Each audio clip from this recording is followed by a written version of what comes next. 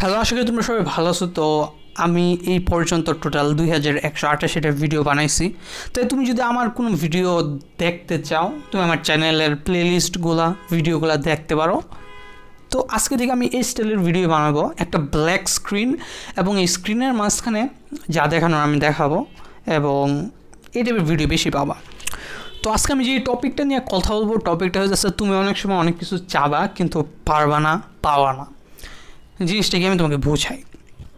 আমি ভয়ানকভাবে একটা পিসি, একটা পাওয়ারফুল মোবাইল চাই।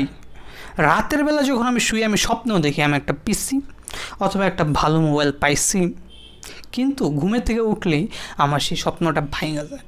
আমি এই পর্যন্ত টোটাল 3 জনকে দেখছি। একজন হচ্ছে পিউরিপাই, আরেকজন হচ্ছে মিস্টার বিস্ট, আর mister Beast the top 1, Beast boy Shubh, এবং আরেকটা হচ্ছে ক্যারি মিনাটি, ক্যারি লাইভ। তো এই 3 জনকে আমি গেমিং ভিডিও খেলতে দেখছি পিসিতে, এবং আমি এই স্টাইলের ভিডিও করার অনেক চেষ্টা করছি কিন্তু বারবার ব্যর্থ হয়েছি যে কথা বলে বলে গেম খেলবো। কারণ আমার মোবাইল এরকম যে আমি রেকর্ডার অন করে গেম খেললে ওই গেমটা বাজে বাজে যায়, তো বুঝতে পারতেছো। আর পিসি তো কথাই নাই, GTA 5, Last of Us, Dying Light, কত গেম আছে, স্পাইডারম্যান, ব্লা ব্লা ব্লা, এগুলো আমি খেলতে চাই কথা বলে বললাম, কিন্তু আমি পারি না কারণ আমার কাছে কোনো ইনস্ট্রুমেন্ট নাই। এবং আমি আরও অনেক ধরনের ভিডিও বানাইতে চাই, যেই ভিডিওগুলো বানানোর জন্য আমার একটা পাওয়ারফুল মোবাইল লাগবে, যেই মোবাইলে মনে করো ভালো ক্যামেরা কোয়ালিটি আছে। তারপরে ব্লগ করতে গেলে মনে করো কাপাকাপিটা অফ হয়ে যায়, অটোমেটিক ভিডিও ইকুয়ালাইজার না কি বলে ওইটা আছে, মনে করো হাত কাঁপলে ওইটা স্টেবল হয়ে যায়, স্টেবলাইজার এরকম কিছু একটা, এগুলো দামি মোবাইলগুলোতে থাকে। তো এরকমই এখন আমার প্রচুর এনার্জি আছে, অনেক এনার্জি। আমি যদি এখন একটা ইনস্ট্রুমেন্ট বা ডিভাইস পাইতাম ভালো, আমি আরও অনেক কিছু করতে পারতাম। কিন্তু ফিউচারে হয়তো আমি পাবো ভালো ইনস্ট্রুমেন্ট বা ডিভাইস যখন আমি ইনকাম শুরু করব, কিন্তু তখন আমার এতটুকু এনার্জি নাও থাকতে পারে। তো এরই কথা, যখন তোমার এনার্জি আছে তখন তুমি অনেক সময় বিভিন্ন কিছু পাবা না, তোমার করতে ইচ্ছা করবে কিন্তু তুমি পারবে না। কিন্তু তারপর যখন পারবা তখন ইচ্ছাই করবে না, বা এতটাই ব্যস্ত হয়ে যাবা যে তখন তুমি এইসব করার কথা চিন্তাই করতে পারবে না। যেমন আমার বড়দা আগে গেম খেলতো, কিন্তু এখন মনে করো মুরগির ব্যবসা শুরু করার পর এখন গেম খেলার সময়ই পায় না। আমিও জানি আমার সাথে এরকমই হবে, এখন আমি প্রচুর গেম খেলি, এনিমি দেখি, কিন্তু যখন আমি কর্মক্ষেত্রে ঢুকবো তখন মনে করি এগুলো আমার ছুটতে যাবে, আমি এগুলো ধরে রাখতে চাই আসলে। যেমন আমি তোমাকে একটা উদাহরণ দিই, তোমরা বলবা যে ফানি ভিডিও দেখে সময় নষ্ট করতে হয় না, এগুলো করা ঠিক না।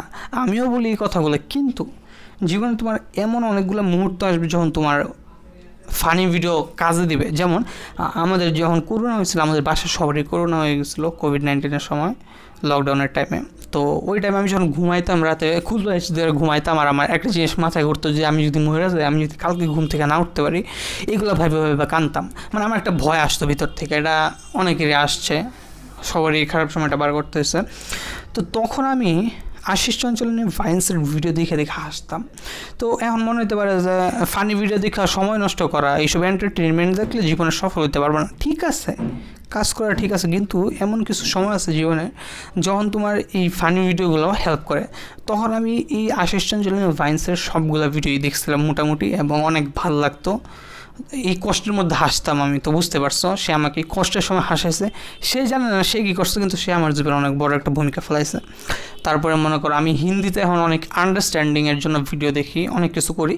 তো এই হিন্দিটা আমি প্রথম শিখছিলাম ওই মোটু পাতলু দেখা। তো এমন অনেক কিছু আছে পৃথিবীতে যেগুলো মনে করো তোমার পরে গিয়ে কাজে দেয়। প্রথমে মনে হয় যে এগুলো আর কী দরকার ছিল, কিন্তু তারপর যখন তুমি বড় হবা ওই জিনিসগুলো কাজে দেয়। তো আশা করি বুঝতে পারতেছো। তো অনেক বক বক করে ফেলছি, আজকের ভিডিওটা 5 মিনিটের ভিতরে রাখবো। তো নেক্সট তোমাদের সাথে দেখা করবো 2190 নম্বরের ভিডিওতে, এবং এই স্টাইলের কয়েকটা ভিডিও আমি বানাবো আজকে থেকে, যে ব্ল্যাক স্ক্রিন থাকবে এবং স্ক্রিনের মধ্যে আমি যা বলতেছি কিছু দেখালে দেখাবো, অথবা কালো স্ক্রিনের মধ্যে জাস্ট কথা বলবো। কারণ কালো স্ক্রিনের থেকে ভালো কোয়ালিটির জিনিস আর হইতেই পারে না।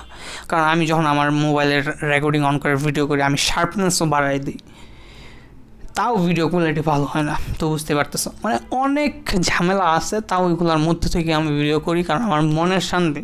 তো এইভাবে কথা বলে বলে আমার ভিতরে যা আছে আমি সব কিছু বার করি এবং রিল্যাক্স হই। তো আমার ইউটিউব হইতেছে মনে করো এমন একটা জায়গা যেখানে আমি আমার সব কিছু বলি এবং অনেক রিল্যাক্স লাগে, relax, have relax you not for mind. একটা ফানি ভিডিও আসলো, have a relax you not for mind, এই একটা কথাই কয় খালি। ওকে দাদা।